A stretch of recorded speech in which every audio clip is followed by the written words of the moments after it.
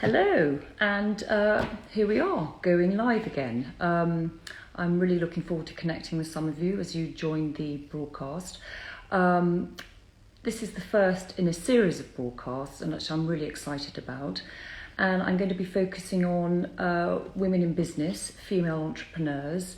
The reason being that when I started this business, it was quite a big thing for me.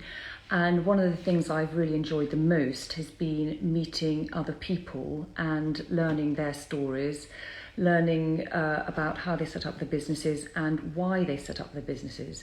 So that was really the motivation and the inspiration behind this. And there'll be different guests every week, or as and when. And I'm really looking forward to it.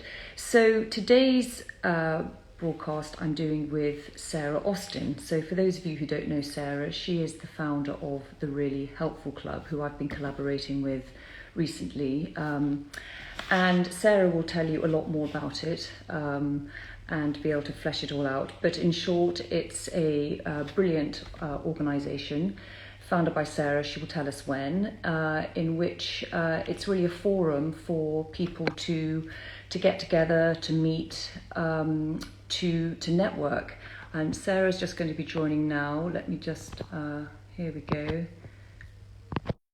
Hi everybody, hi Janet, hello, nice to see you. Sarah will be here any minute now. Hi Claire, nice to see you too. Can I wave back at you? I think I can. Hi Sarah. Hi Georgie, how are you? Really well, I'm just going to adjust my camera. Really well, lovely to see you. I've just been given a short introduction to Fabulous. who you are, but it'd be lovely for you just to tell everybody who you are, what you do, what the Really Helpful Club is all about. Brilliant, perfect. Well, perhaps I should just set the scene of what I did in my previous life. No, I'd absolutely love to hear about that as well. So whichever order you prefer. Yeah, okay. Because it's always interesting to hear about what led people. One of my questions I was going to ask is what led you to where you are now. So yes, far away. Start with the previous life.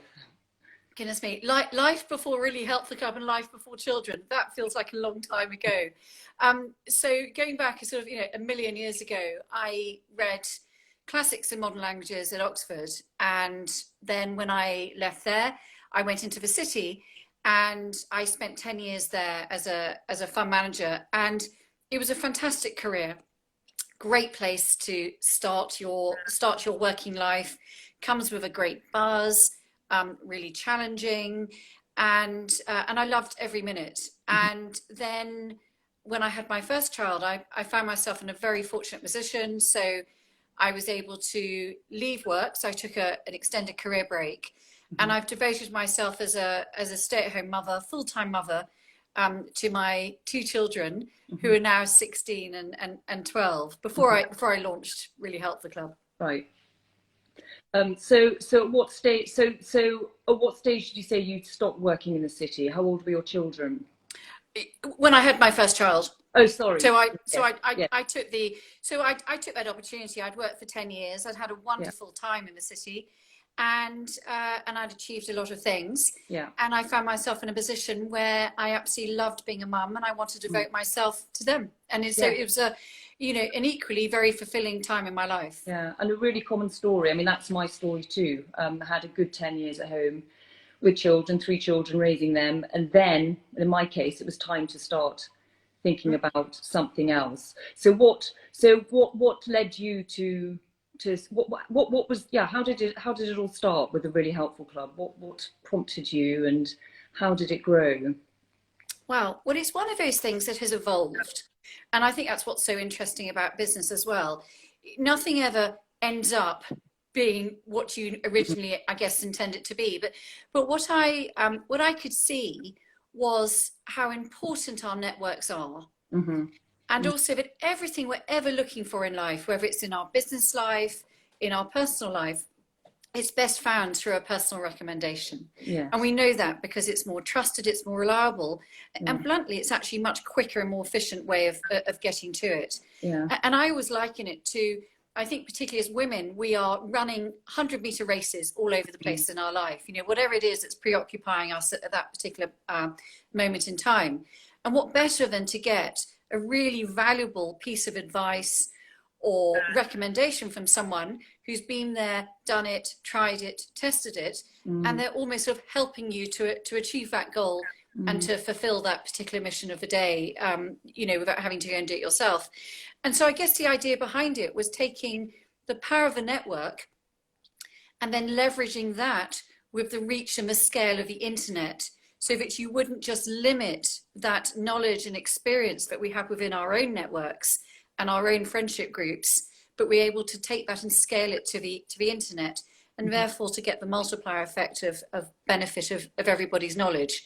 And so what I could see is I wanted to do was to take almost what we're doing at the school gate, what we're doing at the water cooler at work, what we're doing around the kitchen table, or the bar stool in the pub, whichever analogy makes sense to you, and to take that, but to put that online, and to do it effectively in a group of people who are like-minded, positive-minded, and about sharing people's cumulative knowledge and wisdom and expertise to help people get to their solutions throughout their lives. So it started off as an online networking forum. So, okay, because I know now you run a lot of events which you've had to take online just because of current situation. But at what point did the events, that was something that evolved, was it? Because that's quite a big part. Completely, yeah. I mean, it was interesting because we built the platform, and we've built it into a membership network of 15,000 members. It's free to be a member. Amazing, yeah. And we began really around the online forums, which was this sharing of knowledge and basically advice, our own recommendations with one another. And we then grew the offering, and I spent a lot of time talking to members, putting questions out there, saying, what would you like? What would you like us to bring on? And if enough people ask for something, then we'll go out there and develop it and create it. Yeah. And what became obvious is that people really enjoyed the forums, but what they also wanted was a directory, because then they could access this advice really sort of quickly and readily. So we put on a directory, and we invite member recommended businesses to advertise there. We also then developed an expert blog area where those directory members can share their advice around various different subjects. We've got an offers area. And then we've also got a jobs board, which we've launched during this year. And what became obvious, again, from contacting our members, is that they loved the virtual offering. They really liked the advice and the easy access to valuable information. It was like a sieve of really good information that they could draw on. But what they also wanted was the opportunity to meet face to face. And there was a desire to meet, but also a desire to learn. And what we could see around both what they were telling us and also in the topics that we were picking up in the forums, that the subjects that they were really focused on were things like women's health. Yes, so that in a lot of workshops, haven't you, centered around women's health? And absolutely, and and a lot around almost taboo subjects like menopause, because it's only really just sort of being talked about. But also there's a huge amount about getting back to the workplace. And it's interesting because what we can see from our members is it's a very inclusive membership base. The vast majority of people are women. It's very inclusive. There's nothing exclusive about it in terms of gender, so plenty of men on there. But what we could see, it was full of women who had fulfilling careers, many of them professionals, well educated, interesting and interested, but wanted to re-engage in some way. And maybe they didn't want to go back to what they used to do, but they wanted to return to the workplace in some way. And whether that was to start and grow and scale their own business, or whether it was to return back to the corporate world.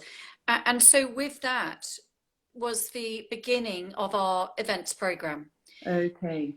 And as you rightly point out, I mean, we've put on literally hundreds of events now around various different subjects. And so we've run a mixture of conferences and dedicated workshops around things around helping people go back to work. We've helped I think it's now almost 2,000 women take their next step. Yeah. Which, yeah, it's interesting because you've got a big event coming up, I know, which we will talk about towards the end. Fantastic. But I just interested to know, have the number of events increased since everything's gone online? Because there seem to be a huge number at the moment, or were you running this number anyway when you were doing them in person? Well, I think like everybody, we had to look at our business and work out, were we in a good place? Which running an online network, we absolutely were. Demand for our network has gone through the roof. But what should we do to our events program? And clearly, you can't have a lot of people in a room where you're asking them to engage, connect with one another, but you don't want to take that learning journey away from them. And so we pivoted and we moved them online. Yeah. Yes, we've run quite a lot, but actually we were running quite a lot as well because we cover a lot of subjects. Yeah.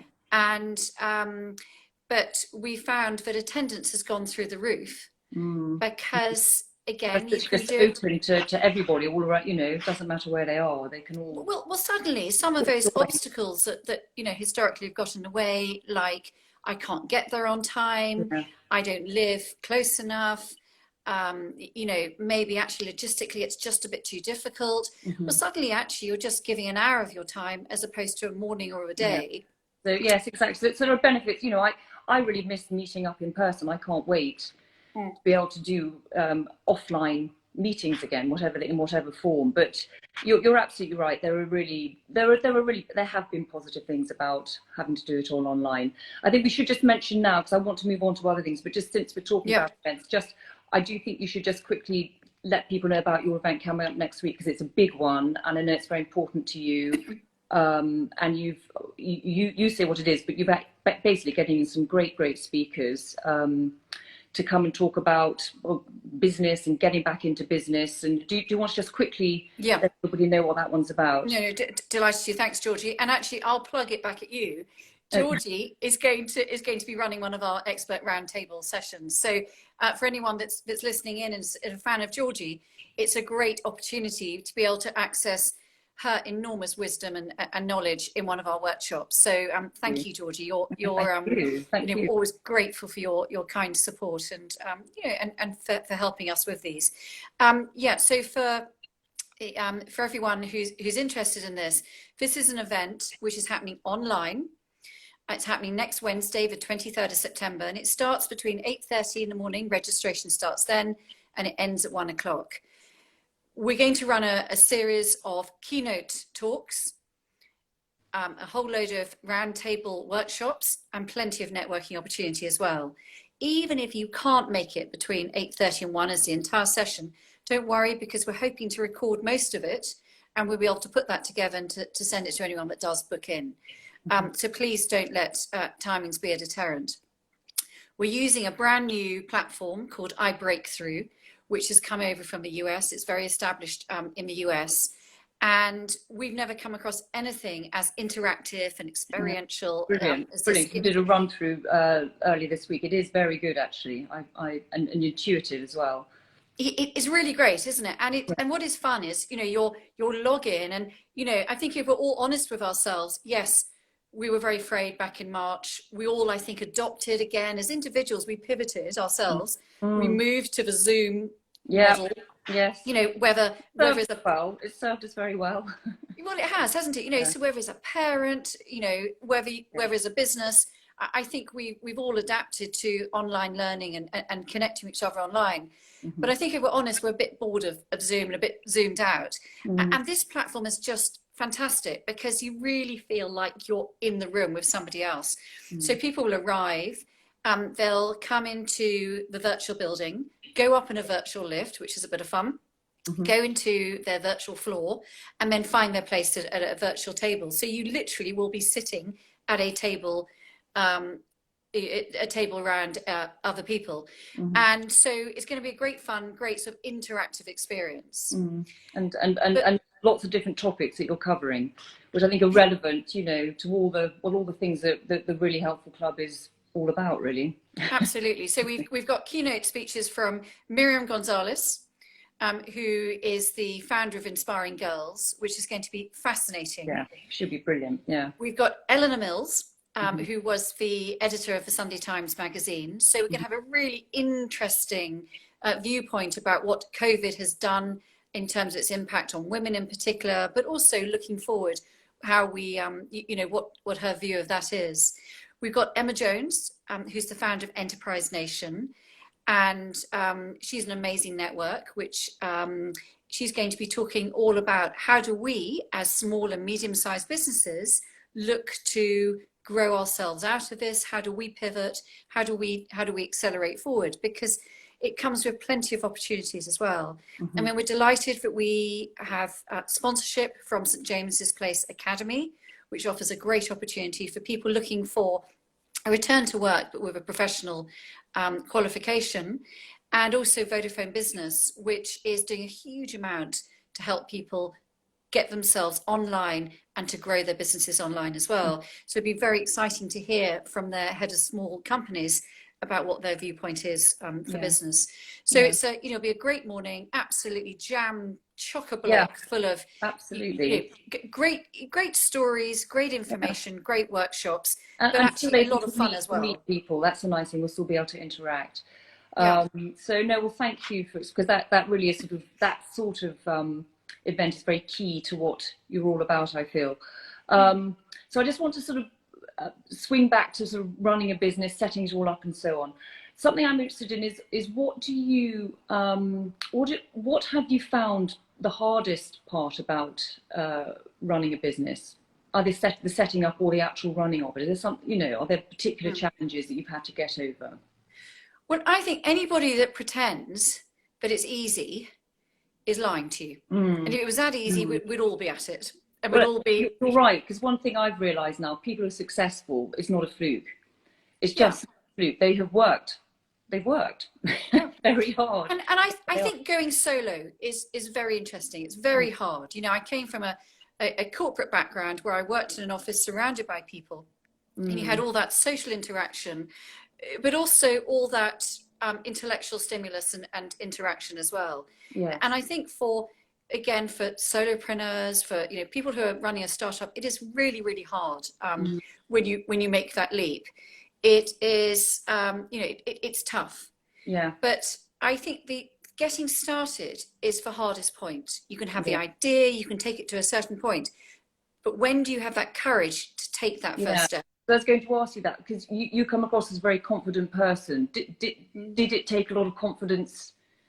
Was it a big step for you? Huge. To go and do it. Yeah. Yeah, huge. Yeah.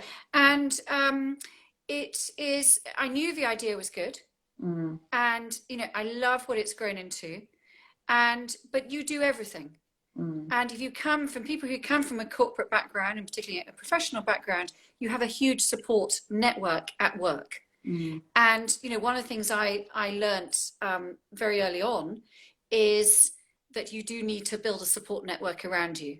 And it's very important to have that interaction. And something that I was very keen to bring in to really help the club, to make sure that we could support other startups, other entrepreneurs, people who were just looking for an idea, or people who were just looking to get started.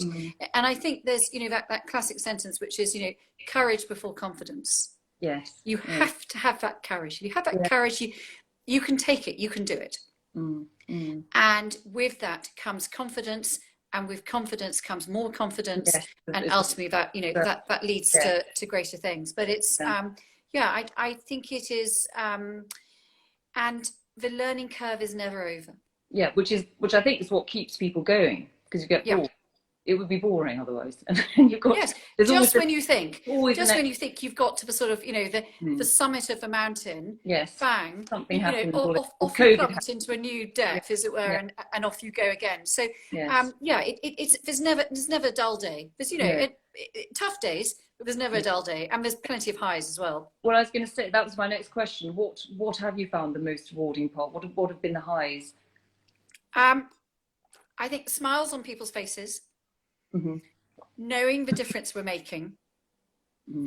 And I think, without sounding overly dramatic about it, the knowing that sometimes we're changing people's lives. Mm. And it's fascinating. I mean, just yesterday I had a call from someone. We run menopause workshops, which is really about empowering women to understand as much as possible about planning for, managing, and then dealing with both perimenopause and menopause. We've helped, I think, almost 1,500 women in that journey. That's And we've huge. been invited into to a lot of corporates and small and medium-sized companies now to run programs for them. And we ran one just last week for one of our corporate partners. I had a phone call from one of her employees. She was sitting in her car and she rang me and she said, that has changed my life, because that articulated everything that I've been thinking. And what I now know is that my company cares, and I know that they care about me. And it was so empowering. And I'm so grateful that this topic's been put on the table, and thank you. And that, I have to say, is huge. I mean, the stories are multiple. I mean, every day, and I never know what's coming. That's one of the joys of what I do now. Well, yes, because actually, having said what that comment that you just made, something I want to ask you is, has it changed you, or how has it changed you? Just running your own business, has it changed your life? Gosh. Sorry, you weren't expecting that one. No, I wasn't expecting that one. I think it is. I think actually there's pitfalls. And yes, I absolutely love and live and breathe it. And I say this quite a lot, and it's no disrespect to my children. I liken this to almost like my third child. Yes. I mean, yeah. I mean, that's it. It's my life, because here I am sitting doing a live broadcast, which 5 years ago I'd have laughed in your face if you'd suggested. Well, 5 minutes ago I'd have laughed in your face. And I think it is like your children. You love them to bits. It's very hard work, and it comes with huge joys and plenty of reward. But it's not without its tears as well. And so, has it changed me? Yes. I find it all consuming. I think, I've grown used to working from home, so I haven't had to adapt during lockdown. But I think there's a great danger that you are living at work. And so actually learning how to sort of compartmentalize my life is something that I will readily admit I haven't got on top of. And so it has definitely changed me. It becomes, I think, running your own business becomes a slight obsession. But it's something, and I remember before I launched, one of the things that I felt was, if I can't go out and shout about it, then no one else is going to. And it is really important. If you're not passionate, if you don't believe in it, no one else is gonna true. And you can hear that excitement in your voice when you talk about it. And if you'd asked me the question, what do you find the hardest thing? It's that sort of, it's the thinking, if I don't do it, there's no one there to make me. I'm the one who's got to do it. If I don't do it, nobody's gonna care. So I've got to make people care. And some days, some days it's a rainy day. You don't feel like it, as it were. And some days you've got to confront it. Yes. And that's just the way it is. It's not all highs. There's a lot of drudgery and hard work behind it too. Yeah. But the highs carry you through. Exactly. So just a couple more things, because we've been on for 25 minutes. Just I'd be interested to know about your marketing and social media, and how much a part of your marketing and your strategy has social media played, and do you think it's been an important part? Has it helped grow the business at all? Yeah, okay. You should be doing more. Well, I would say our members are our best ambassadors. And so word of mouth plays a huge part in what we do in terms of our marketing. And a happy, satisfied member, directory member, is going to be my best ambassador. And they're going to shout about it positively in a way, far more enthusiastically than I'm ever going to be able to do. So I would say, in fact, my marketing is almost keep people happy and they'll do the job for me. I also get invited to speak at a lot of conferences. I get invited to write for magazines, and I think that is also quite helpful. Social media is very interesting because, again, when I started this, what's now just over 5 years ago, social media wasn't such a big part of our lives. We weren't all on our phones every 5 minutes. but social media really has become sort of omnipresent, and I think, you know, we have to be part of it. I see it as a great complement to what we do, and it gives us a great opportunity to shout across all the different platforms that we're on, to talk about our news, our content, to talk about some of the events and things as well. But also it allows us to leverage the content that our members and our directory members are sharing as well. So it allows, almost as a directory member, it means that they can leverage their content across our platform. Yeah. And I think different platforms play different roles. You know, we're on LinkedIn, and I think LinkedIn is becoming much better used and much better understood. It's not just a jobs platform. It really is a great place to articulate your story and to connect with other interesting people. And then of course Instagram is, you know, is very much of the moment. But you know, we're very present on Facebook as well. So I think, you know, social media absolutely has a presence. But yes, you don't want it to control you. You need to work out what it does for you. There, it's an important there, but it's not the be all and end all. And final question: how do you see the future? Could you predict where you're going next, or what's going to happen, or any thoughts? Georgie, that is a great question, to which everybody hopes they know the answer. I mean, I think for the Really Helpful Club, the future looks bright. It looks great. I'm very excited. And well, you're lucky. I mean, like, you've used the word pivot a lot, and you're lucky. It's quite a buzzword at the moment. You have been able to pivot, you know, fortunately. Absolutely. Well, and during lockdown, look, we have been absolutely flying. And, you know, demand for our network has gone through the roof. And I think it's, you know, it's lots of things. People are accessing a secure environment where they get expert advice. It's a chance to stay connected at a time when human everyday contact is, you know, is reduced. And I think we all thought by now that we'd be back, you know, connecting in the sort of good old normal way. And guess what? We're not. So I think we offer that outlet for people and that access to good information, not just, you know, just a surge of you know, of information out there. It also means if you're a business at a time when literally your shop window is closed to people, it gives you a chance to reach out and connect with our audience. And so I think it's opened up lots of avenues for us. So in this time, we've launched a jobs board. As you've talked about, we've taken our own events program online. That's been hugely popular and very successful. Much more demand for more events going forward. And also, we've launched in other areas of the country as well. So we've launched in Hampshire, West Sussex, and Surrey, with a dedicated team down there, and which is very exciting. And the response to that has been extraordinary. And you know, I'm so excited. I know you're in Winchester, and our team there are really looking forward to doing things with you. And so it's allowed us to extend our reach.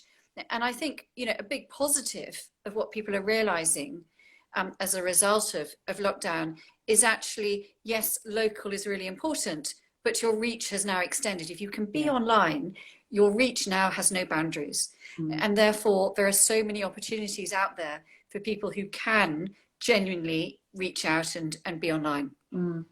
Well, Sarah, that was just absolutely brilliant. I really, really enjoyed that. Thank you so much. Just said a lot of very interesting things, a lot of pertinent things. And it's just been a really good start to this series. So thank you. Well, thank you very much for having me. But you're very game on. You're very up for doing these things. So thank you. Thank you. Well, thank you very much. And we look forward to turning the camera back on you next Wednesday at our conference. So thanks, Georgie. Yes. Well, I hope that goes very well for you. I'm sure it will. You've organised it brilliantly. But I look forward to that. And I'll see you then. And thank you very much. And thank you everybody who's joined. I'll post this now on my stories and on my grid. So anybody who misses it, you'll be able to catch up. Thank you very much, Sarah. Thanks everybody. Thanks, Georgie. Bye-bye. Bye.